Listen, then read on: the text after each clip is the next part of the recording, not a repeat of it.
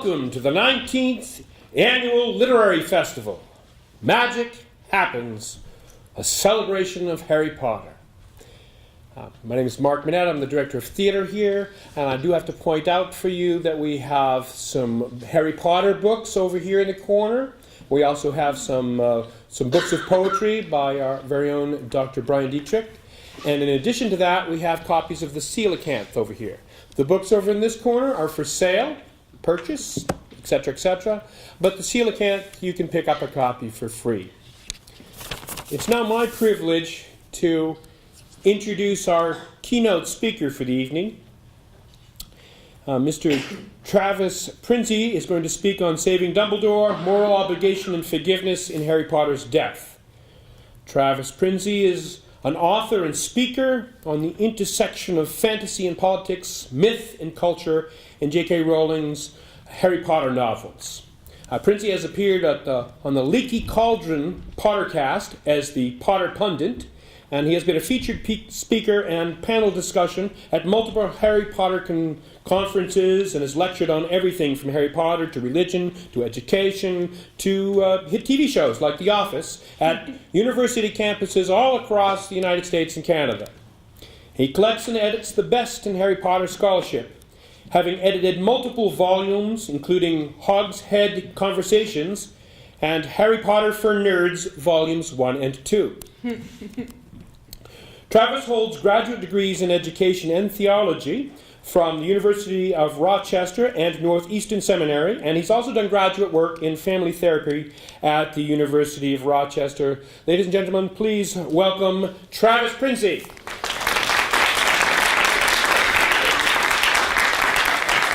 Hey, thank you. Thank you for having me. I'm happy to be here, despite the fact that I think I said no about 5 times. Not that I don't want to be here, but I have a fairly complicated work schedule. I'll explain this in just a minute. Normally, I'm looking at this and realizing it's been 12 years now, 11 years, shouldn't have to do the spoiler warning at this point, but I'm realizing that with this title everywhere, if you haven't read Harry Potter at this point, it's been ruined for you. So, sorry for that. I should have left that last word off. I'm going to have to reach down to move this along here a bit. So this is why I had to say no. This is what I do in my real life. Those are hearts. This is a left atrium over here. Those two that's a right atrium. That's a right atrium and a left atrium together.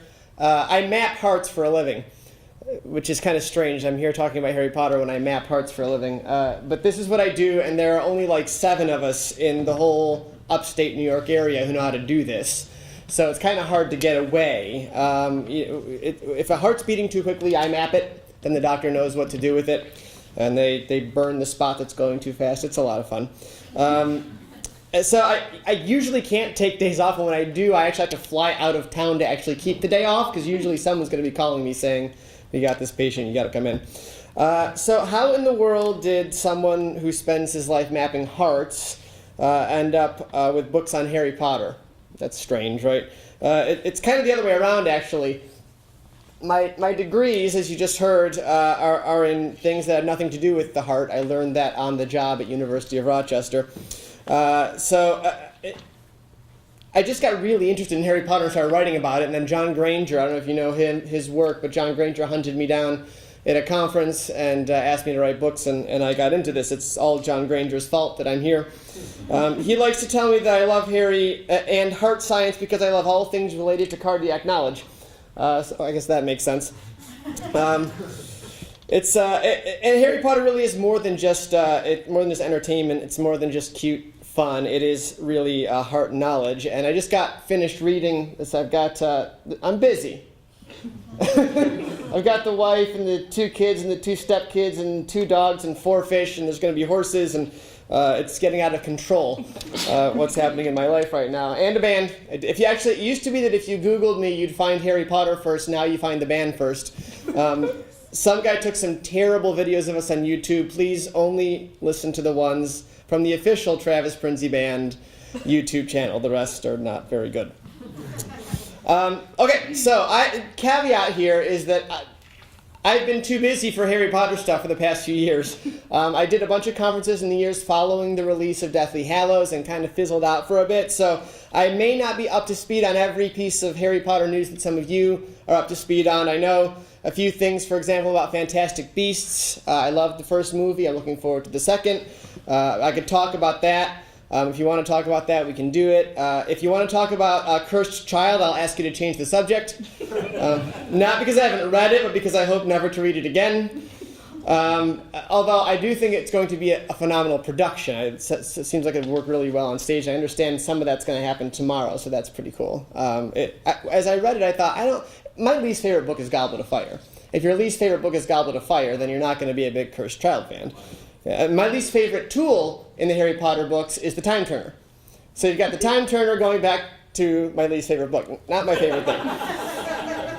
So anyway, the title of my talk is, I also have not done PowerPoint in a long time, so if I forget to move along, there's nothing really that important on there. I may forget to move along. Title of my talk is Saving Dumbledore, Moral Imagination and Forgiveness in Harry Potter's Death. The title alone is a slightly different tone than I've taken in the past. After Half-Blood Prince was released, I wrote 2 lengthy essays, thehogshead.org, it's all still up. I haven't written there in a long time, but I wrote 2 lengthy essays after Half-Blood Prince was released called Defending Dumbledore, parts 1 and 2. They're still there, you can read them, and I stand by most of what I wrote at the time, and I believe the essays hold up with some mistakes. After Deathly Hallows was released, the job of defending Dumbledore got quite a bit harder, and I stood my ground, and I still do. Dumbledore's my favorite character. But Dumbledore didn't live anything remotely close to a perfect life, and Dumbledore as the god figure all fell apart in the final book. We know especially about the darkness of his late teenage years, how that resulted in the death of his sister. We're watching the story unfold in more detail now in the Fantastic Beasts series. Dumbledore told Harry in explaining why he didn't just tell him the whole truth and the entire plan ahead of time, that he was afraid Harry would let his hot head get ahead of his good heart. He goes on to lament that decision and apologize, but seriously, folks, we've been watching Harry all these years.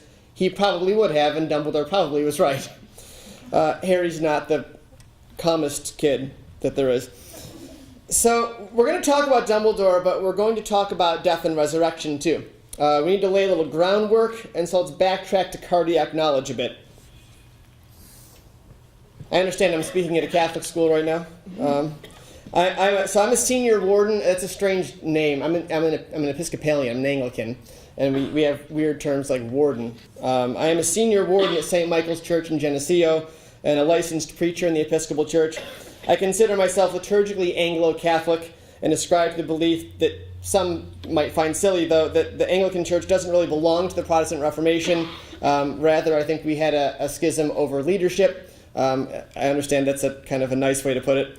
I'm an Episcopalian because I'm a bit more progressive than traditional Catholics on certain issues. And I say all that to say this. The Harry Potter series, while quite political, presents something to us other than our polarized right versus left political divide. We're so programmed to think in only those 2 categories, Republican and Democrat, liberal and conservative. We easily fall into the trap of making a whole lot of assumptions based on very little. We're dealing with this now in my church in the gun debate. We're going to have a meeting one of these weekends on it because it's getting pretty heated. And it's a little scary how quickly the assumptions take over. I'm not going to get into the gun debate tonight, but it's a little scary how quickly the assumptions of someone's position take over. For example, if you want to ban AR-15s, you must be a liberal, anti-Second Amendment Nazi who wants the bad guys to win, our government to oppress us. It gets to that place really quickly. It's like that Anchorman line. That escalated quickly. That's what happens with most of our political discussion these days. We go from 0 to Hitler in 8.7 seconds. The Harry Potter series largely resists the polarized categories. And so does Christian theology, or at least it's supposed to. So does the church. This sort of thing requires what Russell Kirk called a more... I got the right slide up. Nice. what Russell Kirk called a moral imagination. Now, Russell Kirk is a very conservative political thinker, or was. He's not alive anymore. I'm going to touch briefly on this subject here. I write at length about it in my essay in Hogshead Conversations, if you want to know more. The moral imagination, in Kirk's way of thinking, is that ethical perception that aspires to the apprehending of right order in the soul and right order in the commonwealth. Now, that's a confusing sentence. But what he's saying is it's both personal and it's societal. The moral imagination is both personal and it's societal. It's Rowling quoting Plutarch at the Harvard commencement speech in, I think, 2008. What we achieve inwardly will change outer reality. So it's a life lived with an imagination geared toward inner peace, leading to peace in the society around us. Now, Kirk contrasts the moral imagination with the two other types of imagination. One is called the idyllic imagination. The idyllic imagination is the imagination which rejects old dogmas and old manners and rejoices in the notion of emancipation from duty and convention. Okay. Now, we've got to be careful with that because our political brains are going to go straight to, if you're more progressively minded like I am, and that's a transition in the past few years, by the way, you're prone to get pulled into the modern day political false dichotomy. What you just heard was a conservative talking point. Do your duty, stick to the old ways and the good old days, and forget all this emancipation nonsense, and know your right place in society, even if that happens to put you at a lower status than everybody else. But it doesn't need to mean that. It's possible even Russell Kirk meant that, but it doesn't need to mean that.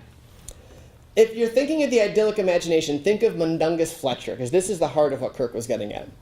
No loyalty to anything right or wrong. He's not taking sides other than himself. All that matters is saving Mundungus. Doesn't care whoever wins, he's probably going to be on that side. Pettigrew is kind of like this too. He's going to go with whoever can protect him and be the strongest. Just complete freedom to do whatever will benefit him and him alone. And that's the idyllic imagination. Then there's the diabolic imagination. Diabolic imagination is a step further. Kirk believes if you embrace the idyllic imagination, you're going to get bored, just paying attention to only yourself all the time. And then you're going to progress to the idyllic imagination. If I happen to go way too fast, which never happens, I usually run out of time, I'll pull some of the Gothic stuff from my computer, because the Gothic stuff is really good. Whoever did that, put the Necronomicon on there. Whoever did that, I like whoever did it. Wherever you are. I have a gigantic Cthulhu tattoo right here. All the way down here. People are like, what is that thing on your arm? The big H.P. Lovecraft fan. I use a lot of H.P. Lovecraft in my analysis of Harry Potter, especially in Harry Potter and Imagination and in the Gothic stuff in Hogshead Conversations. This is what delights in the perverse and the subhuman. Dehumanization is a key element of Harry Potter. So Harry actually struggles in Book 5 with the temptation toward the diabolic imagination, in a sense. When he gets into Dumbledore's office, he starts breaking everything. And the culmination of that conversation, at least the intense part of it, is Harry shouting at Dumbledore, "I don't want to be human." He wants to abandon what it means to be human because it hurts too much, and move away from all of that. So the diabolic imagination. Suffice it to say for now that Harry ultimately fully embraces the moral imagination. He believes in a greater cause. He believes in a greater good, and not Dumbledore's teenage version of a greater good, but he genuinely believes in self-sacrifice for the greater good. And he deals with that temptation, but he moves beyond it.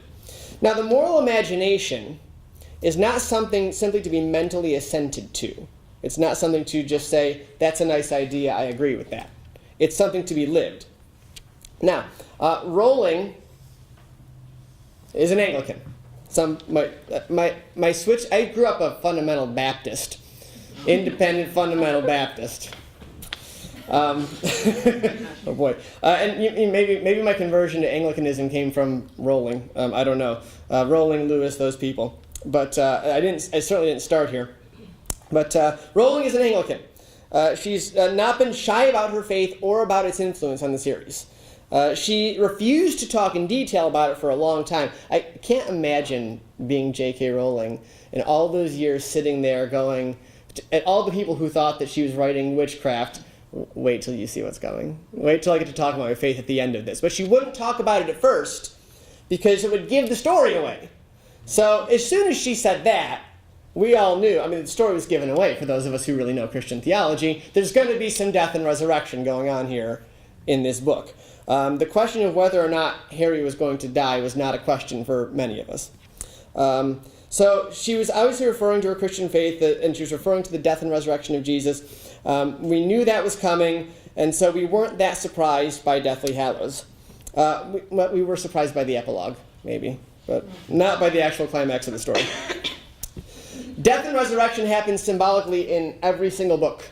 Some of you may know this already, but I'll go through it quickly so that you see this is a pattern that she developed all the way through. Philosopher's Stone, Harry figuratively descends into the underworld, passing by the three-headed dog Fluffy, which is a comical version of the three-headed dog Cerberus that guards the path to the Greek underworld. In the battle with Quirrellmort, which can almost be seen as a figurative battle for eternal life over the stone, Harry knew all was lost and fell into blackness. He awakes again in the hospital wing with Dumbledore watching over him. He asks how long he's been out. Dumbledore said 3 days. Chamber of Secrets, Harry once again makes a descent, this time to do battle with the Great Serpent, the Basilisk.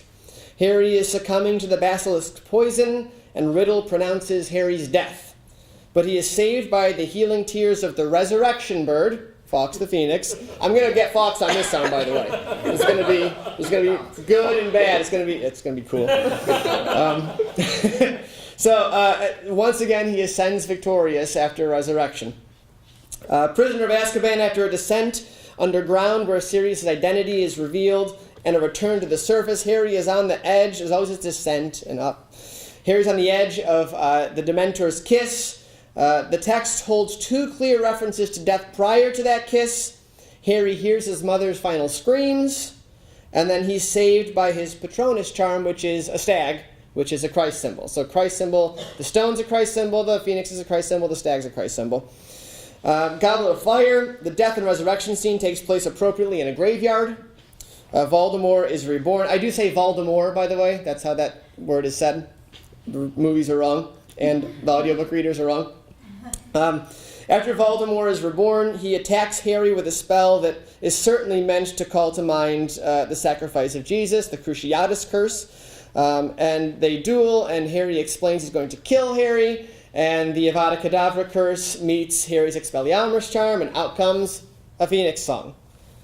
Presence of Christ again, Harry escapes death, near death, almost certain death. Order to the Phoenix, Harry descends again, here's another descent, and he has to deal with the very arbitrary and sudden death of his godfather Sirius. He has to face Voldemort's killing curse once again, and again he's saved by the Phoenix coming down and swallowing the curse. And then the Phoenix is then reborn from the ashes. Half-Blood Prince, Harry has to force Dumbledore to drink the green potion. It's pointing to certain death. He's about to be dragged under the water. And red and golden flames, Phoenix again, from Dumbledore erupt around him. And he rises from the underground, once again having been saved by death. In Deathly Hallows, it's not subtle. He just dies. And it's really masterfully done. So the setup for where Rowling is going is actually strongly liturgical. So those of us who are a part of liturgical services, which is one of the reasons I've been drawn to the Anglican Church, and also to Catholic. My grandmother, 97, recently passed away, and she's a Roman Catholic, and Catholics do funerals right, I'll tell you, the liturgy. So the setup is strongly liturgical because there's this sort of Christmas to Good Friday to Easter thing that happens, and it happens in every book. Christmas is very important in each book, and I've got essays about that as well, but Christmas is very important in each book. Listen to this. If you've never seen this parallel before, I'm going to just read it. That might be hard to read. I'm sure it's hard to read. This is from the book of Revelation. This is sort of an apocalyptic depiction of Christmas. Then I witnessed in heaven an event of great significance. I saw a woman clothed with the sun, with the moon beneath her feet, and a crown of 12 stars on her head. She was pregnant. She cried out, because of her labor pains and the agony of giving birth.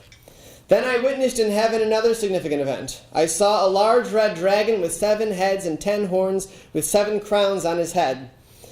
His tail swept away 1/3 of the stars in the sky, and he threw them to the earth. He stood in front of the woman as she was about to give birth, ready to devour her baby as soon as it was born. She gave birth to a son who was to rule all the nations with an iron rod, and her child was snatched away from the dragon and was caught up to God and to his throne. And the woman fled into the wilderness, where God had prepared a place to care for her for 1,260 days. So in Deathly Hallows, I won't do all the Christmases, but in Deathly Hallows, Rowling takes Harry, puts him in the place of his birth, and as the bells ring in Christmas Day, he gets attacked by a giant serpent. She's not being subtle here. It's very clear imagery that she would have learned service after service, because our worship is modeled after what's going on in the book of Revelation. That's liturgically what's happening. And so it's not an accident. Harry is traveling through the hero's journey of the Christian, coming out of the darkness of exile. At Christmas, I cannot read Harry in the Graveyard without crying. If you can, I've done some work in therapy. We can talk afterwards. You've got to release some emotions. He comes out of the darkness of exile and then into the very dim light of Christmas, and then is destined for the utter darkness of death and then the brilliant light of resurrection. That's where Harry's going. And that death is going to do something very important. It's going to actually break the power of evil. It's going to actually do damage to the power of evil. It's going to stop it. So, we're going to talk about atonement theology a bit. That's going to be fun. If you actually agree with that. Well, I got behind saying that would happen. If you actually agree with that, that's pretty cool. Atonement theology is really annoying sometimes because everybody's got an opinion. You'll hear about this. Important to this, I got my stuff out of order here, so I'm just going to talk and hopefully get that caught up. Important to atonement theology, or the atonement that Christ accomplishes, is the willingness of death, of voluntary death. This is really important, the voluntary part of it. Jesus was arrested by a violent mob, but it's very clear that that was the purpose all along. He says in John, "For this reason the Father loves me, because I laid down my life that I may take it up again. No one takes it from me, but I lay it down of my own accord." I have authority. He's laying it on here. I have authority to lay it down, and I have authority to take it up again. This charge I have received from my Father. So, the willingness is really important. Jesus is arrested, and he's taken to the cross, but he could have come down, he could have stopped the mob, he could have done all of those things, could have called a legion of angels, we know all this. As with Christ, and as with a lot of these Christ figures in literature, think about Aslan as well in the Narnia books, it is the willingness that makes the difference. Harry understood at last, Rowling writes, that he was never supposed to survive. His job was to walk calmly into death's welcoming arms. Dumbledore had known that Harry would not duck out, that he would keep going to the end, even though it was his end. A willing choice to die. Harry's conversation with Dumbledore at King's Cross. Do I have this? I don't. Okay, I'll read it. Harry's conversation with Dumbledore at King's Cross is so telling here. Dumbledore's explaining what happened. That he died and all that, and Harry says, "I didn't defend myself. I meant to let him kill me," because Dumbledore's also saying, "You might not really be so dead." And Harry's going, "No, hang on, that was supposed to happen." Like, Harry's worried he got it wrong. Like, I died wrong, "I didn't defend myself. I meant to let him kill me." "And that," said Dumbledore, "will, I think, have made all the difference." So with this willing sacrifice, Harry achieves this Christ-like victory over death. Now, we can get into the debate about the whole, is it in your head, is it not in your head? Let's just stick with it happened right now, because Dumbledore says even if it's only happening in your head, it's still real, and that's a whole other lecture. So we're just going to talk about it as though this is something that's real, because even if it's in his head, Dumbledore says it's real. And Dumbledore's my favorite character, so he's right. So, Atonement overview. Atonement Christian theology is gone all over the place in atonement since the beginning. Early on, it was Christus Victor, the breaking of the dominion of Satan, which is still a very popularly held and an important view. of the atonement, and closer to what Harry does than anything else. This can get kind of sticky. We'll kind of, what time we got? I want time for questions and answers, so I'll move through this quickly. Take whatever time you need. Okay. All right, so when we're using the word atonement, first of all, we're talking about what Christ accomplished in his death and resurrection in order to reconcile human beings to God. So early on, this idea of victory over sin and Satan was very, very important. So the dominion of Satan had to be broken, and so the early Christian theological writings were about this, and Irenaeus introduced this idea of ransom, that there was sort of a ransom, that we were ransomed. Jesus used the word ransom, and then it took on this life of its own and became that God was paying Satan to let us free, and that got weird. So along came other people like Anselm and Abelard and others, the medieval scholastics, who correct that. They come along and say, God didn't have to pay Satan anything. That's strange. Along comes Anselm, and he sets out the classic understanding of why God became a human by putting forth the idea of substitutionary atonement. Now, this is what I grew up with. I grew up with substitutionary atonement. We learned every single week that Christ died so I wouldn't have to, and that sort of thing. So he argued that the sin of humanity was too great a debt, and that any payment to divine justice had to meet that debt. Like, it's sort of like a calculation here. Like, it's like scales, you know. So the sin of humanity was too great to be paid for by a human. No human could pay that penalty. An infinite sin against an infinite God cannot be paid back by a finite sinful creature, so therefore only God can pay the debt to God. But God's not the one who's at fault. Humans are, so we got this problem. So there has to be then, according to Anselm, he wrote, nobody can make this satisfaction except God, and nobody ought to make it except humans. So Anselm argues you need a God-man, and so Jesus comes down and takes the wrath of God upon himself. God pours out all his wrath onto Jesus, so he doesn't pour it onto us. That's sort of what this theory becomes. Abelard comes along and says, hang on, that's kind of a divided trinity. You can't have God warring against God. And so Abelard says that Christ is giving a sacrifice of love to the Father. So it's not God beating up the Son like it's divine child abuse for justice, because that makes no sense. It's Christ offering himself by absorbing the evil of the world and offering himself in love to God for all of us. Okay. Now, backtrack to Harry Potter a bit. Harry is not the Jesus of the wizarding world. Like in the way that Aslan is the Jesus of Narnia, right? There's no God figure in Harry Potter. There's no divine being of any kind. Harry accomplishes a Christ-like sacrifice, but he doesn't ransom the whole wizarding world or bring about their redemption from the fall. That's not what's going on. So I want to be careful about what we're saying here.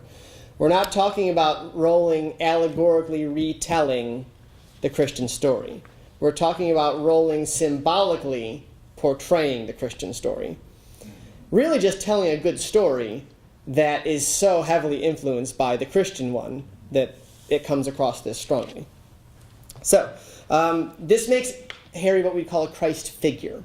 He's not a stand-in for Christ. He's not a Christ allegory, but he is a Christ figure. Gandalf would be another type of Christ figure. Harry's death doesn't fit the substitutionary model at all. He's not paying for anybody else's sins. He's not standing in their place as a sacrificial lamb or a scapegoat. So apart from the idea that Voldemort threatened to kill all his friends unless he gave himself up, it's not theologically substitutionary. It is, however, a death that breaks power, and this gets really interesting after he comes back from the dead. It releases those in the wizarding world for whom he died from the power of Voldemort. Have that? I do. I'm not sure where. There it is. It's coming. All right, it's a coming. So, Abelard's emphasis on the exemplary love of Christ in his death is also found in Rowling's work, because you've got Lily sacrificing herself out of love. You've got Harry sacrificing himself out of love. You have Dobby. Again, if you don't cry during that scene, we need to talk. We'll just sit down. We'll take some time. I can't listen to that scene, or I do the audiobooks mostly now. Prefer the Stephen Fry versions, by the way, if you can get your hands on those. But I actually met Jim Dale, wonderful man.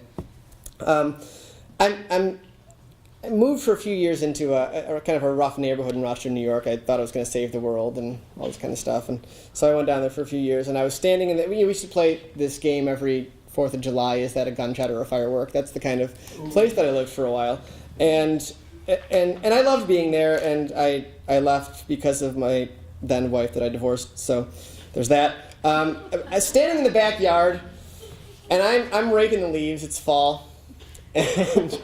And I'm listening to the audiobook, and I'm standing in this tough neighborhood where everybody's tough, and I'm crying, this ugly face cry about the death of an imaginary elf.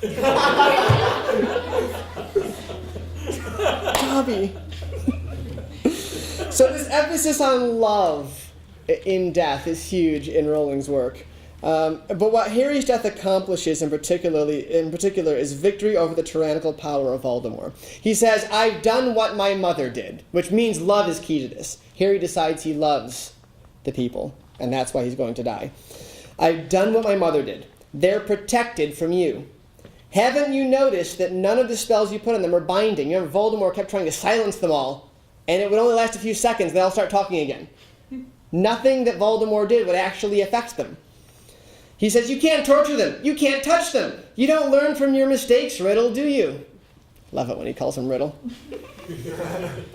So, while not cosmic in its scope, Harry accomplished a defeat of Voldemort's power over the wizarding world with his death and return.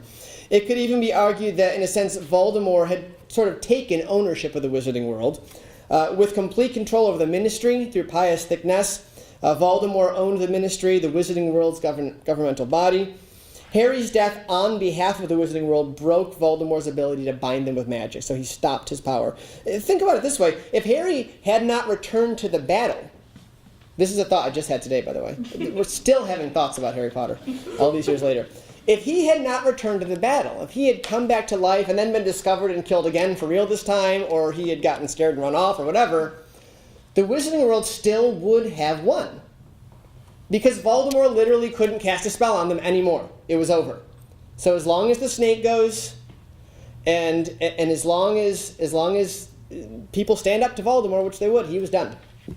So, that sacrifice breaks the power of Voldemort over people. It also does something else. It provides a fresh start. This is C.S. Lewis. The central Christian belief is that Christ's death has somehow put us right with God and given us a fresh start. Theories as to how it did this are another matter. A good many different theories have been held as to how it works. What all Christians are agreed on is that it does work.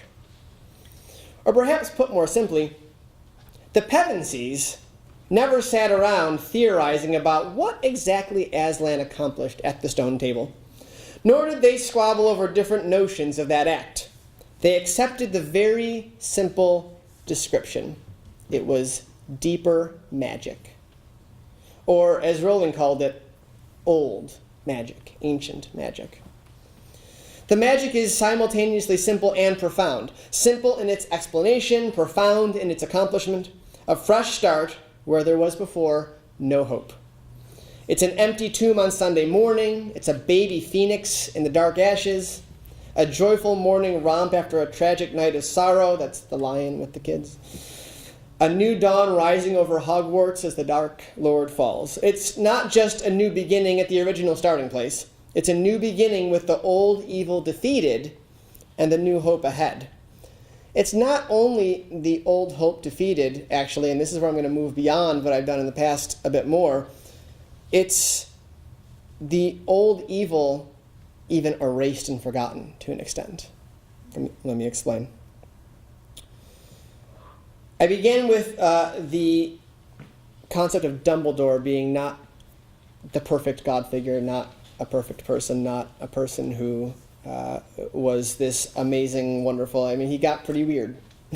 and I struggled a lot, as everybody did, through book 7. What is going on with this character? What happened? When we learn these things about him, we get just as cynical and scared as Harry about who Dumbledore actually was. So Harry's death accomplishes, I think, more than just the saving of wizarding lives. We can see through the picture of Dumbledore even the saving of wizarding souls. That might sound like an overreach, and I'm talking symbolically here, but I don't think Dumbledore at King's Cross would say so.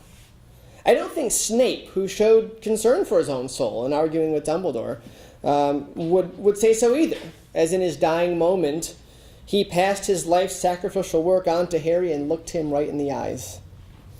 Dumbledore made horrible mistakes in his youth, and in his opinion, he made them in how he handled Harry as well. He kept making them. He admitted to Harry in Book 5 that he waited too long to tell Harry everything he needed to know, and so he was going to tell Harry everything he needed to know. And there we are at King's Cross in Book 7, Dumbledore saying the same thing. I didn't tell you everything you needed to know. I was afraid your hot head would get ahead of your good heart. Keeps making the same mistake over and over again with Harry. There are very few mistakes any of us make just the one time. We usually have to make them many, many times before we learn. Dumbledore did not remain for the rest of his life, of course, the same man he was as a young wizard. He didn't maintain the same racist ideas of wizard domination. He actively fought against them for the rest of his life. He gave up his quest for the Hallows until he had that moment of weakness where he put the ring on.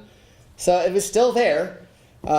Even at, by my calculations at the time I wrote this, 157 years old, when faced with his worst memory, he had to relive the death of his sister. He avoided the position of minister because he didn't trust himself. He was trying to get as far away from his own sins and his own temptations as possible. He didn't want to have that much power. So Harry's meeting with Dumbledore at King's Cross reveals to us the real Dumbledore, a man broken by his own failures. And still broken, like 130 years later after his sister died. Still broken enough to put that cursed ring on his face. Think about the brilliant Dumbledore. You turned the stone. Why would putting it on your finger do anything? He was very confused. It was all just a bunch of emotions flowing, and he put the ring on his finger, and he got cursed. That temptation was still so strong. That regret was still so powerful. So he's still broken enough to pridefully even hang on to all the knowledge that Harry needed until Harry could find it out by clues. But when Harry looks at all this, and he looks at Dumbledore, what does he think about it? Rowling writes that at that point, the betrayal was almost nothing. Harry had nothing negative to think or say about Dumbledore in that moment at King's Cross. There's no grudge. There's no resentment. There's no recounting of sins on Harry's part. Harry's not saying, you did this, and you did this, and you did this. Dumbledore's letting it all flow. And Harry's sitting there, having sacrificed himself, forgiving him, and forgiving him, and forgiving him. And this is a different Dumbledore than we've seen. This is the real Dumbledore. It's a fresh start for Dumbledore. And what better time for a fresh start than in what he calls the next great adventure? Think with me for just a moment, and I'll wrap up and we'll do some questions about this in the context of Christian theology. And think about the book of Hebrews, if you're familiar with the book of Hebrews, which is an extended argument that Christ's sacrifice is the perfect sacrifice. And after 10 chapters of the author arguing that point, the author gets to this list of Old Testament figures that we call the Hall of Faith sometimes, or at least that's what fundamental Baptists called it. I don't know what Catholics call it. So the Hall of Faith, and he lists these people. There's Noah and the Ark, and there's Abraham, and he left his homeland, and his sacrificed or tried to sacrifice his son Isaac, which is a terrible story. And Jacob blessed his sons by faith, and Moses led the people out of Egypt by faith. And then there's Samson. We don't have time to talk about Samson, and David, and Samuel, and on he goes. Now think about those people. Noah, bit of a drunk. Abraham, liar, and by lack of faith openly committed adultery. Yeah, I know it was the practice at the time, but still. Jacob, liar, cheater, manipulator. Moses, disobeyed God, had a bit of a temper. Samson, not exactly the model of faithfulness and morals. David, one of my professors just called him a rat. Murderer, liar, adulterer, all kinds of issues here with David. Samuel, pretty bad father. His sons were out of control. These are not nice people. These are not good people. But on the other side of sacrificial love, all that disappears. Well, they do remember. Here's proof that the book of Hebrews was in fact written by a man. The only sin that's recounted is that Rahab was a prostitute. That seems strange to me. Double standards for women, even in the Bible. A story written with the moral imagination, though, only remembers, passing through this sacrifice, only remembers the redemption, the good, what we can do, what's in the future, what we are now and can be, and what is the potential. When we rise and die with Lily and Sirius and Dumbledore and Dobby and Snape and Harry and so many others, we feel the redemptive story. The moral imagination, when we engage the story with the moral imagination, we feel those as they're happening. That's why we're crying. When we act like Draco or Narcissa or young Snape or young Dumbledore or James as a teenager, James Potter, and others who messed up big and needed redemption, stories like Harry Potter remind us that it's there, that we need not be defined by our mistakes, but that we can be defined by transformative sacrificial love. Harry shows us that the sacrificial love of Christ and ourselves for others and others for us gives us all the possibility of a fresh start and a new start. Not just a kid's story. Thank you.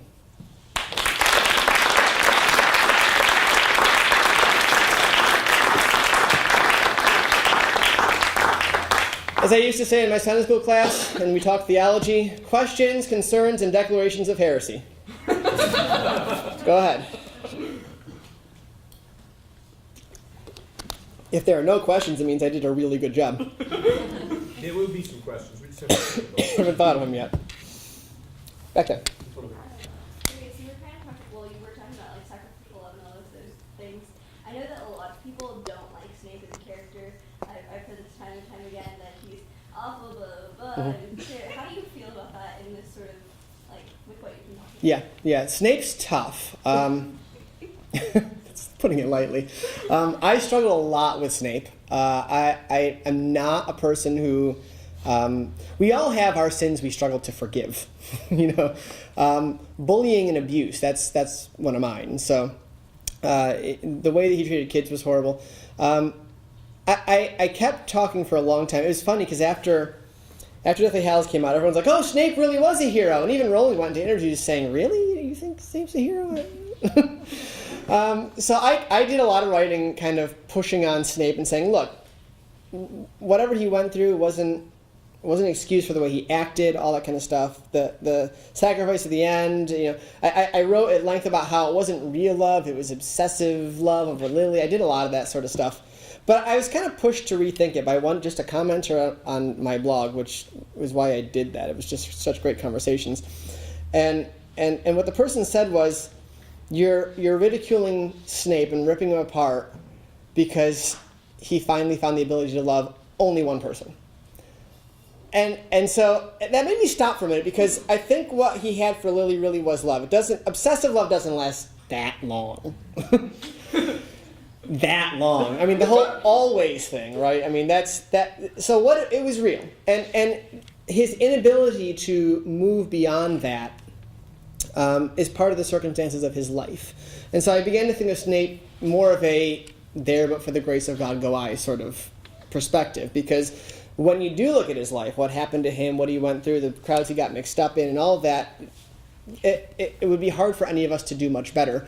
And most of us probably would have done much worse than dying to save the world at the end of your life. So did that answer your question? Okay. All right. Others?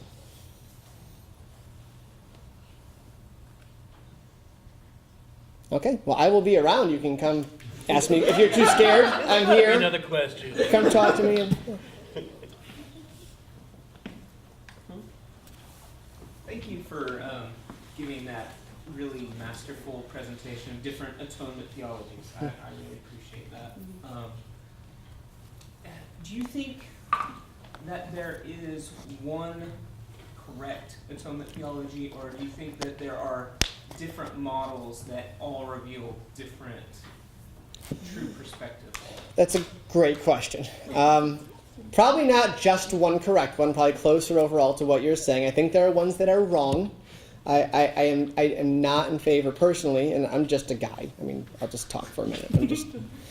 not anymore in my life in favor of the substitution theory, the way that it got explained by the Baptists I grew up with, where, God is just so angry at sin, he pours it out on his own son. I think there's serious Trinitarian complications there, and serious character of God questions with that. I tend to move more toward Christus Victor, in that I think that, Christ's sacrifice is the... Somebody wrote recently, I think his name's Brian Zahn, that the sacrifice of Christ is not about God's reaction to God's wrath and God's violence. It's actually about our wrath and our violence. That we poured all of our wrath and our violence into Christ, and that Christ absorbed it. He absorbed the violence and the evil of the world and broke the power of sin and of death by doing so. So definite, that's closer to my view, and I think that fits better theologically with Christus Victor and the more cosmic theories of why Christ came than this idea. So many of the views become transactional. And the transactional sounding verses really aren't transactional when you look at them closer.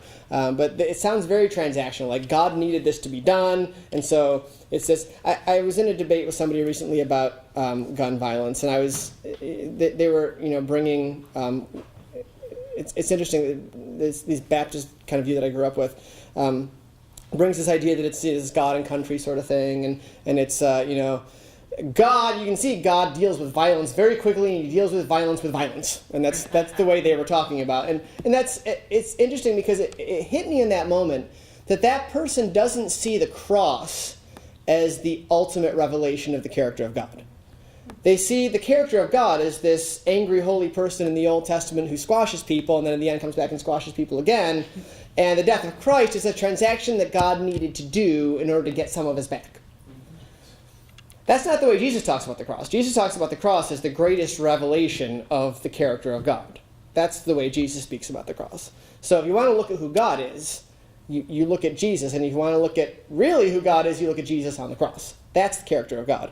And then we have to go back and deal with the struggle of the violent passages in the Old Testament. And even the early church, I get into these arguments with my former Baptist friends who say, it's right there in the Bible, God said to commit genocide, and I just got to believe it because it's there in the Bible. And the early church struggled a lot more with that, and I hope we do too, than just reading those texts and saying, well, that's just who God is, and if you had faith, you'd accept it. Because it is not the God that Jesus reveals in the Sermon on the Mount and in the cross. And so, yeah, that long-winded answer to your question. But go ahead. Okay, so for someone new, such as myself, yes. Explain what differentiates Anglican faith. What's their thing? The King of England wanted to divorce his wife and marry another one, so he told the Pope, "Go away." Yeah, I just heard that word. So Anglican. So that's historically sort of what happened. The idea originally of the Anglican Church was a change in leadership, no longer being under the Pope. But it wasn't initially a change in theology, and then the Protestant Reformers came over, and Are you saying Protestant essentially? So it's a mix. We are a mess. We Anglicans are a mess. We've got Anglicans who are Unitarian Universalists. We've got Anglicans who are as rigid as the most strict Eastern Orthodox. We've got Anglicans who are somewhere in the middle. We've got Anglicans who are Calvinists. We're a mess. I really can't simply define Anglican theology, but a lot of Anglicans believe that you think of the schism of the church as being the East and the West. There's the Catholics and the Eastern Orthodox, and then there's all those weird Protestants and evangelicals and all that. And then there are Anglicans who believe, no, there's three of those. There's the big three, which are the Anglicans and the Eastern Orthodox and the Roman Catholics, and then there's all the Protestants. And the Protestants are they're the everything from the Lutherans, who probably would say also the same thing. No, we meant to just be Catholics too.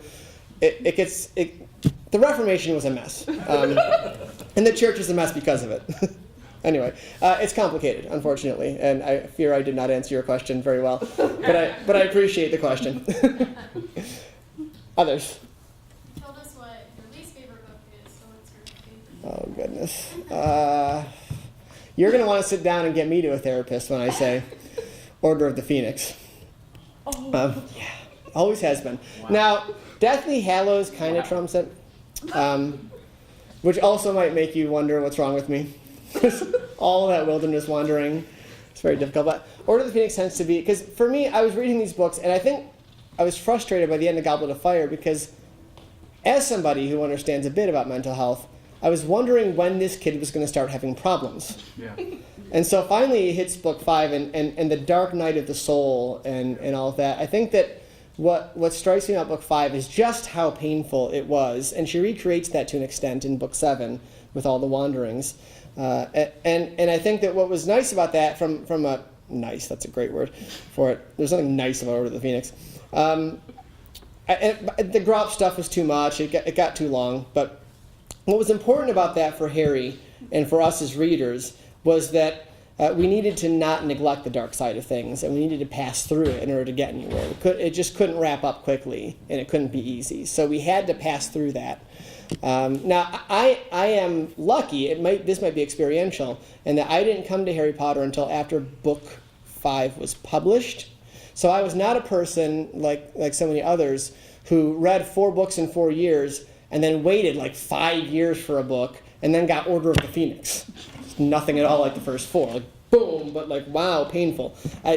For me, it felt very natural to flow into it. So that may be part of why Order is my favorite. But I realize that's a minority opinion. Yes? Props to the former independent Baptist. And then also as somebody who's a theologian who very much likes the books and the movies. I've had a lot of conversations about, debunking the leading people to the Dark Lord idea. So I imagine you've had a lot of practice with that. So do you have any insights on kind of the ways of addressing that have worked best for you, or that that's try to take people as seriously and kindly and respond to them in a way that's maybe helpful? It is hard to do. I can't say I've successfully won any of these discussions or converted. I think that wow.